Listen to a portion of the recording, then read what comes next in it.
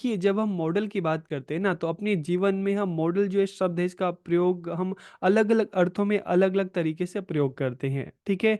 कभी हम मॉडल जो है, ये वर्ड है, इसका प्रयोग किसी चीज की कॉपी के रूप में करते हैं, किसी नकल या प्रतिरूप के रूप में हम करते हैं। जैसे एग्जाम्पल के लिए कि अर्थ है, ठीक है, तो उसका जो प्रतिरूप क्या है, ग्लोब है, तो ग्लोब क्या हो गया, एक मॉडल हो गया।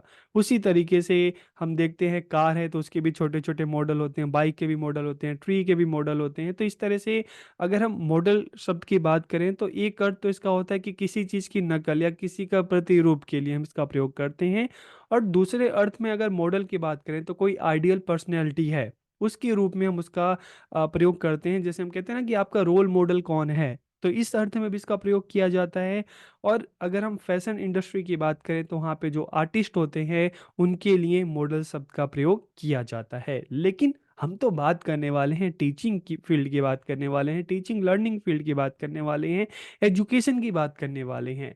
तो when we talk about teaching models in the field of education, तो इसमें जब हम मॉडल की बात करते हैं, तो इसका मतलब क्या होता है, सिस्टम ऑफ टीचिंग। तो सिस्टम ऑफ टीचिंग क्या है? This includes how teachers organize their instructional strategies, की इसमें शामिल है कि शिक्षकों द्वारा कैसी अपनी निर्देशात्मक रणनीतियों को व्यवस्थित किया जाए।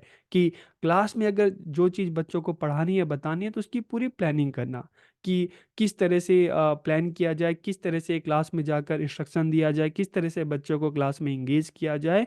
तो यहाँ पर जब हम टीचिंग मॉडल्स की बात करते हैं ना, तो किस तरह से प्लान करना है, किस तरह से बच्चों को पढ़ाना है, सिखाना है, किस तरह से बच्चों को इंगेज करना है, तो इसमें सारी चीज़ें आती हैं। This includes how to improve student learning, इसमें शामिल है कि विद्यार्थियों के अधिगम को, उनकी लर्निंग को कैसे और बेहतर बनाया जाए। तो यहाँ पर आपको एक बेसिक कंसेप्ट समझ में आ रहा होगा कि टीचिंग मॉडल्स होते क्या है। तो अगर इसकी हम ओवरऑल मीनिंग की बात करते हैं, इसके कंसेप्ट को समझते हैं, तो models of teaching are design to provide teachers with a framework to organize their instructional strategies and enhance the learning experience of their student. की शिक्षण मॉडल शिक्षकों को अपनी निर्देशात्मक रणनीतियों को व्यवस्थित करने, मतलब किस तरह से बच्चों को पढ़ाना है, किस तरह से सिखाना है, कौन से मटेरियल यूज करने हैं, कौन से मेथड यूज करने हैं, और अपने विद्यार्थियों के अधुगम अनुभव को बढ़ाने के लिए एक रूपरेखा प्रदान करने के लिए डिजाइन किए जाते हैं कि किस तरह से बच्चों की जो लर्निंग है उसको इनहेंस किया जाए, उसको बढ़ाया जाए। तो बेसिकली इसमें इन दो चीज़ों पे बात होती है। तो ये दोनों चीज़ें कौन सी हैं? सबसे पहले इस it involves how to teach student and develop their learning, कि कैसे विद्यार्थियों को पढ़ाया जाए और उनके अधिगम का कैसे विकास किया जाए। तो इसका मुख्य उद्देश्य शिक्षकों को अपनी कक्षाओं में प्रभावी शिक्षण अभ्यास की योजना बनाने और उन्हें लागू करने के लिए एक संरचित दृष्टिकोण प्रदान करना है। It main objective is to provide teacher with a structure approach to plan and implement effective teaching practices in their classroom, की किस तरह से टीचर क्लास में अपनी टीचिंग को इफेक्टिव बनाए, किस तरह से और बेहतर बनाए, किस तरह का मटेरियल यूज करें, किस तरह का मेथड यूज करें, किस तरह से बच्चों की जो लर्निंग है उसको इन्हेंस करें, उसको बढ़ाए। तो जब हम टीचिंग मॉडल की बात करते हैं, तो इसमें सारी चीजें आती हैं। तो यहाँ तक आपको क्लियर हो गया होगा कि टीचिंग मॉडल्स होते क्या हैं। अब अगर हम इनके डेफिनेशन की बात करें, तो देखिए जायस एंड वेल ने क्या कहा है। A model of teaching is a plan or pattern that can be used to shape curriculum, to design instructional material and go guide instruction in the classroom। की शिक्षण का मॉडल एक योजना, एक पैटर्न है जिसका उपयोग किस लिए किया जा रहा है? पाठ्यक्रम को आकार देने, कि किस तरह का जो करिकुलम है, करिकुलम को किस तरह से बच्चों को बताया जाए, किस तरह की एक्टिविटीज उसमें हो, किस तरह का जो मटेरियल हो, ठीक है, और किस तरह से इनके थ्रू बच्चों को पढ़ाना है, बच्चों को सिखाना है, बच्चों को इंगेज करना है। और अगर हम अगेन की बात करें, तो इन्होंने क्या कहा है? इन्होंने कहा है कि models are prescriptive teaching strategies design to accomplish the particular instructional goal. कि मॉडल निर्देशात्मक जो शिक्षण रणनीतियां हैं, उन्हें विशेष शिक्षण लक्ष्य को पूरा करने के लिए ही डिजाइन किया गया है। तो यहाँ तक आपको कंसेप्ट समझ में आ गया होगा कि जो टीचिंग मॉडल्स हैं या मॉडल्स ऑफ टीचिंग क्या होते हैं। अब अगर हम इसके ऑब्जेक्टिव की बात करें, ऑब्जेक्टिव ऑफ टीचिंग मॉडल्स की शिक्षण मॉडल के क्या उद्देश्य है, तो सबसे पहले अगर हम बात करें, to provide teacher with a road map for planning their lessons and instructional activities.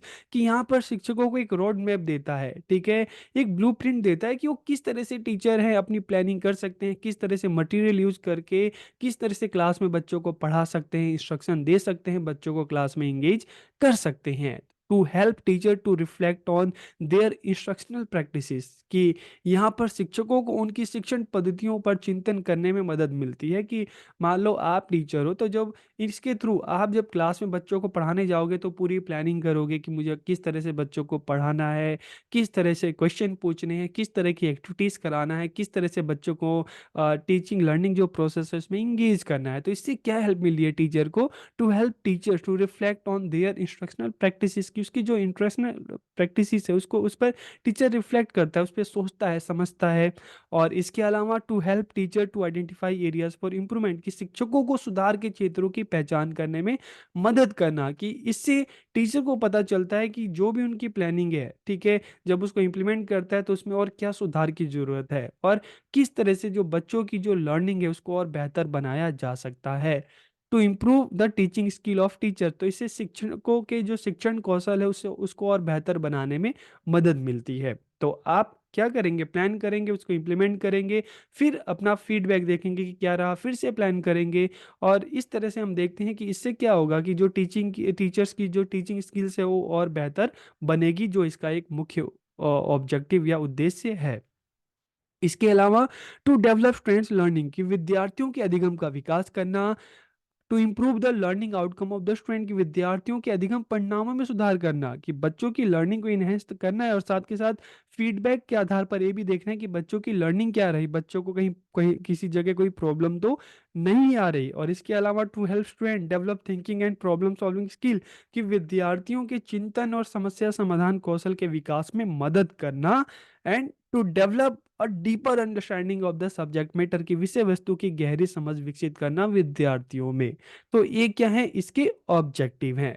तो यहाँ पर बेसिकली आपको दो चीजें समझ में आ रही होगी कि किस तरह से प्लान करना, कि किस तरह से बच्चों को पढ़ाया जाए, कौन से इंस्ट्रक्शनल जो स्ट्रेटेजी है, मेथड्स हैं, मटेरियल यूज किया जाए। और दूसरी चीज कि किस तरह से जो बच्चों की जो लर्निंग है उसको इन्हेंस किया जाए। तो यहाँ पर दो चीजें हमारे सामने आ रही हैं, ठीक है। फिर अगर इसके इंपॉर्टेंस की बात करें, तो these serve as a basis for effective teaching principles. की ये प्रभावी शिक्षण के जो सिद्धांत है उसके आधार पर कार्य करते हैं कि किस तरह से ये प्लान किया जाए, किस तरह से जो क्लास में बच्चों को पढ़ाया जाए, किस तरह से मेथड यूज किए जाए, किस तरह से क्लास में बच्चों को इंगेज किया जाए, किस तरह से जो टीचर है अपनी टीचिंग स्किल को बेहतर बना सकते हैं, किस तरह से बच्चों की लर्निंग है वो बेहतर हो सकती है। This contribute to effective and interesting learning. के प्रभावी और दिलचस्प शिक्षण के में योगदान करता है।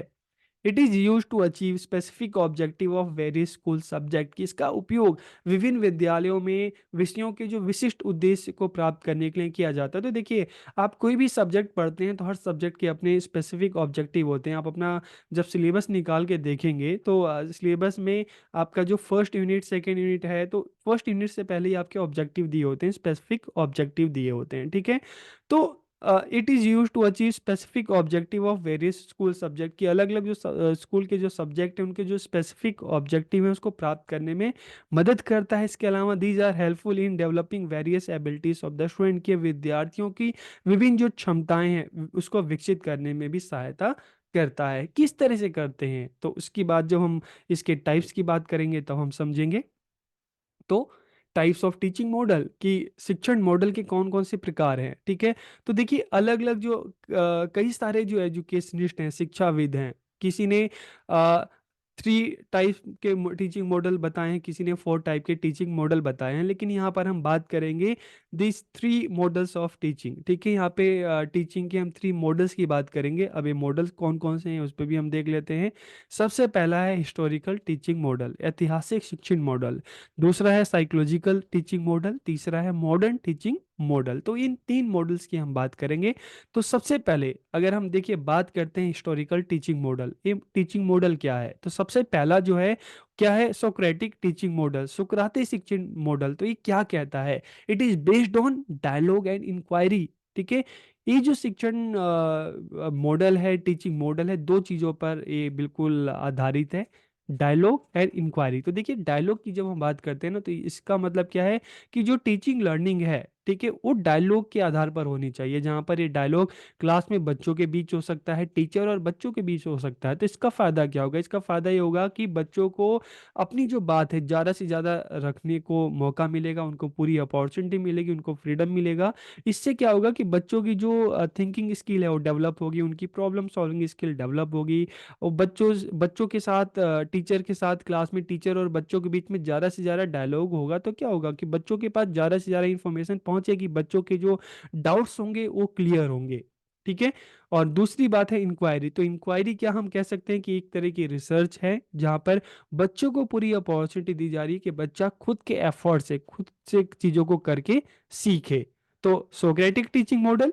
दूसरी अगर बात करें classical humanistic model based on student centred education. तो देखिए जब हम स्टूडेंट सेंटर्ड एजुकेशन की बात करते हैं ना, तो यहाँ पर लर्निंग की जो रिस्पॉन्सिबिलिटी होती है वो बच्चों की खुद की होती है। प्राइमरी रोल किसका होता है, बच्चों का होता है। टीचर का रोल एक हेल्पर का होता है, सेकेंडरी रोल होता है। तो जब हम क्लासिकल ह्यूमनिस्टिक मॉडल की बात करते हैं, तो यहाँ पर मतलब क्या है, टीचिंग की जो रिस्पॉन्सिबिलिटी है, ठीक है, सॉरी, लर्निंग, वो बच्चों की जो प्राइमरी रोल यहाँ पर बच्चों का है। टीचर का काम क्या है, बच्चों की हेल्प करना, बच्चों को अपॉर्चुनिटी देना, बच्चों को एक तरह से सुविधा प्रदान करना, और बच्चों को पूरा अवसर देना जहाँ पे बच्चा खुद से करके चीजों को सीखे। तो देखिए इन दो मॉडल में हमें एक चीज क्या समझ में आ रही है, इन दो मॉडल में, कि इस तरह के टीचिंग मॉडल जहां पर टीचर के द्वारा बच्चों को ज्यादा से ज्यादा अपॉर्चुनिटी दी जा रही है खुद से करके चीजों को सीखने की, चीजों को जानने की। तीसरा अगर हम बात करें पर्सनल डेवलपमेंट मॉडल, तो देखिए नाम से पता चला पर्सनल डेवलपमेंट, तो यहाँ पर किन चीज़ों पे फोकस किया जा रहा है, encouraging the development of strength interest and values, की स्टूडेंट के स्ट्रेंथ इंटरेस्ट एंड वैल्यूज को डेवलप करने की बात की जा रही है। तो यहाँ पर क्या है, यहाँ पर भी हम देखते हैं कि स्टूडेंट की अगर स्ट्रेंथ को डेवलप करना है, इंटरेस्ट को डेवलप करना है, तो बच्चों को ज़्यादा से ज़्यादा अपॉर्चुनिटी दी जाए, ठीक है, बच्चों को ज़्यादा से ज़्यादा अवसर दिए जाएं, जो टीचिंग लर्निंग है उसमें पार्टिसिपेट करने का, उनकी इन्वॉल्वमेंट के लिए, ठीक है। और बच्चों के इंटरेस्ट के हिसाब से अलग अलग जो मेथड्स हैं उसको यूज़ किया जाए, बच्चों को बताया जाए, सिखाया जाए, बच्चों को पूरी अपॉर्चुनिटी दी जाए। तो इस मॉडल में हमें हिस्टोरिकल टीचिंग मॉडल, ऐतिहासिक शिक्षण मॉडल की अगर बात करें, तो यहाँ पर हमें ये चीज़ें समझ में आ रही है कि बच्चों को क्या करें, ज़्यादा से ज़्यादा अवसर दें, ज़्यादा से ज़्यादा अपॉर्चुनिटी दें। क्लास में डायलॉग होना चाहिए, जहाँ पर किसी भी टॉपिक के ऊपर टीचर और बच्चों के बीच में एक डायलॉग होना चाहिए, जहाँ पर टीचर ज़्यादा से ज़्यादा इन्फॉर्मेशन बच्चों को बताए, बच्चों की जो प्रॉब्लम है सॉल्व करे, और उस टॉपिक को लेकर बच्चों के मन में जो भी बात है वो बच्चे टीचर से पूछें। बच्चा अपने खुद के एफर्ट से चीज़ों को सीखे, बच्चों की इंटरेस्ट को, उनकी रुचि को ध्यान में रखकर ही बच्चों को बताया जाए, बच्चों को पढ़ाया जाए। तो यहाँ पर इस मॉडल में इन चीज़ों की बात की गई है। दूसरा अगर हम साइकोलॉजिकल टीचिंग मॉडल की बात करें, तो सबसे पहले आता है बेसिक टीचिंग मॉडल। तो बेसिक टीचिंग मॉडल क्या है, यहाँ पर चार चीज़ें हैं। सबसे पहला है कोई भी कंटेंट है, टीचर उसको प्रिपेयर करे, बच्चों के सामने फिर क्लास में आकर प्रेजेंट करता है। जैसे आपको कोई भी टॉपिक पढ़ाना है, तो सबसे पहले आप क्या करेंगे, प्रिपेयर करेंगे, क्लास में आके प्रेजेंट करेंगे। फिर प्रैक्टिस की बात करें, तो फिर जो टीचिंग लर्निंग है आप उसमें बच्चों को इन्वॉल्व करेंगे, ठीक है, बच्चों की पूरी इंगेजमेंट होगी। और लास्ट में असेसमेंट होगा, जहाँ पर देखा जाएगा कि बच्चों ने कितना सीखा, बच्चों को कितना आया। तो ये क्या हो गया, बेसिक बेसिक टीचिंग मॉडल। दूसरा है इंटरेक्शन टीचिंग मॉडल। तो यहाँ पर क्या है, इंटरेक्शन की बात कर रहे हैं ना, तो इंटरेक्शन यहाँ पर active student participation and interaction in the learning process, की क्लास में जब टीचिंग लर्निंग हो तो बच्चों का पूरा एक्टिव पार्टिसिपेशन हो टीचिंग लर्निंग में, और इंटरेक्शन होना चाहिए, ठीक है, विद्यार्थियों के बीच में, विद्यार्थियों का विद्यार्थियों से, विद्यार्थियों का टीचर के साथ एक इंटरेक्शन होना चाहिए, एक संवाद होना चाहिए, एक बातचीत होनी चाहिए, एक डिस्कशन होना चाहिए, ताकि ज़्यादा से ज़्यादा इंफॉर्मेशन जो है वो उस पर चर्चा हो सके, बच्चों की जो प्रॉब्लम है उसको दूर किया जा सके, और बच्चों की ज़्यादा से ज़्यादा इंगेजमेंट हो। फिर स्कूल लर्निंग मॉडल की बात करते हैं, तो स्कूल लर्निंग मॉडल में create positive and supportive learning environment, कि एक ऐसा स्कूल की बात करते हैं, एक ऐसा एनवायरनमेंट, एक पॉजिटिव एनवायरनमेंट होना चाहिए, एक सपोर्टिव एनवायरनमेंट होना चाहिए स्कूल का, जहाँ पर टीचर और बच्चे सब मिलकर टीचिंग लर्निंग जो प्रोसेस है उसको और बेहतर बनाएं। बच्चों को ज़्यादा से ज़्यादा फ्रीडम हो अपनी बातों को करने, अपनी बातों को कहने का। ठीक है, अपने मतलब बच्चों को इतनी अपॉर्चुनिटी दी जाए ताकि बच्चे वहाँ पर खुद से चीज़ों को करें, खुद से चीज़ों को सीखें।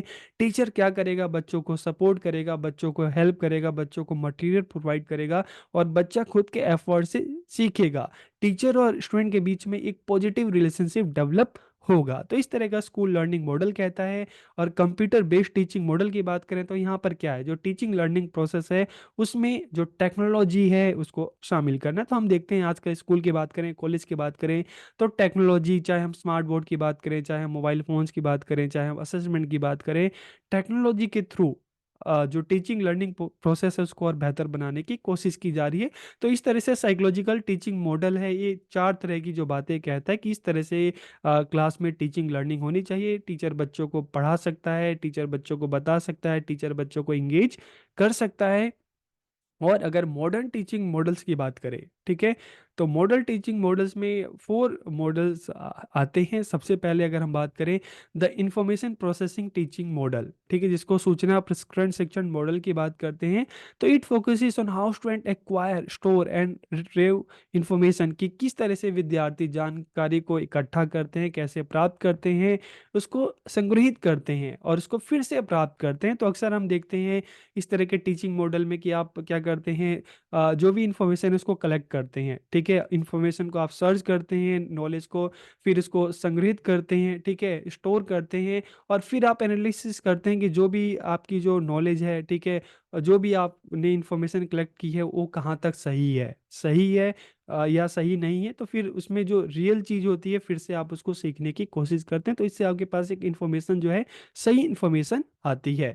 फिर अगर हम बात करें द पर्सनल टीचिंग मॉडल, तो creating a positive and supportive learning environment and active participation, की यहाँ पर जब हम पर्सनल टीचिंग मॉडल की बात करते हैं तो एक तरह से ये भी हम बात करें चाइल्ड सेंटर्ड अप्रोच है, जहाँ पर एक क्लास की बात करें, स्कूल की बात करें, positive and supportive learning environment होना चाहिए, और वहाँ पे बच्चों को ज़्यादा से ज़्यादा अपॉर्चुनिटी दी जाए, बच्चों को क्लास में जो टीचिंग लर्निंग है उसमें इंगेज किया जाए। तो एक सकारात्मक और सहायक शिक्षण वातावरण और सक्रिय भागीदारी बढ़ाना।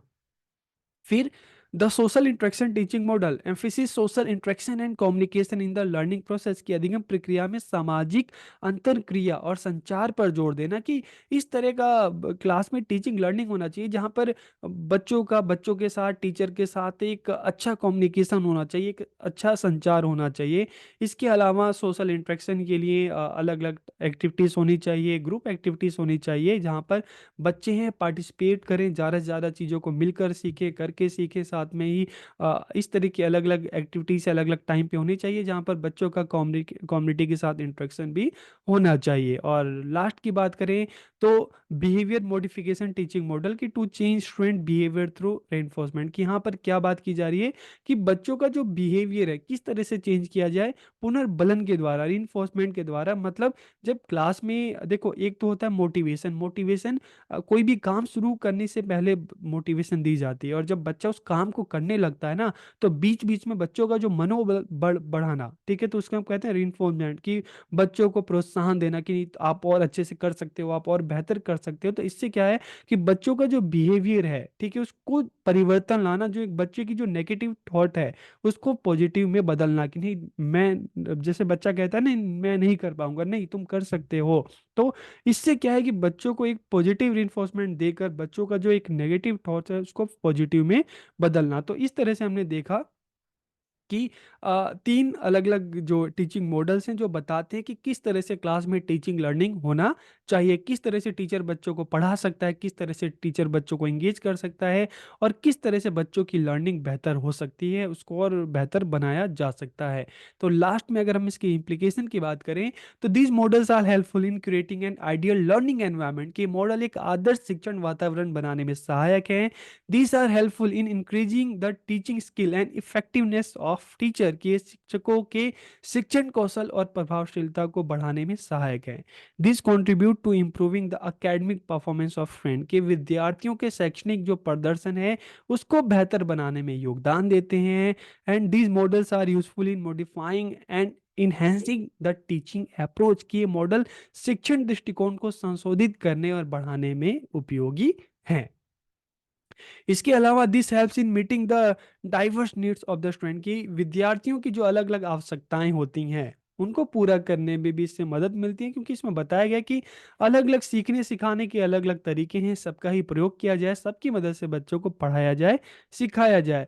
This facilitate better communication between teacher and student, की इससे शिक्षकों और विद्यार्थियों के बीच में बेहतर संचार की सुविधा मिलती है। And this promote positive teaching student teacher student interaction, की सकारात्मक शिक्षण विद्यार्थी संपर्क को बढ़ावा देते हैं। तो इस तरह से आज की इस वीडियो में हमने टीचिंग मॉडल्स के बारे में पढ़ा, इसके कंसेप्ट के बारे में पढ़ा, इसके ऑब्जेक्टिव इंपॉर्टेंस एंड टाइप्स के बारे में पढ़ा, लास्ट में हमने देखा कि इसके क्या क्या इंप्लीकेशन है। तो वीडियो आपको कैसी लगी कमेंट करके जरूर बताइए। आप सबका बहुत बहुत धन्यवाद।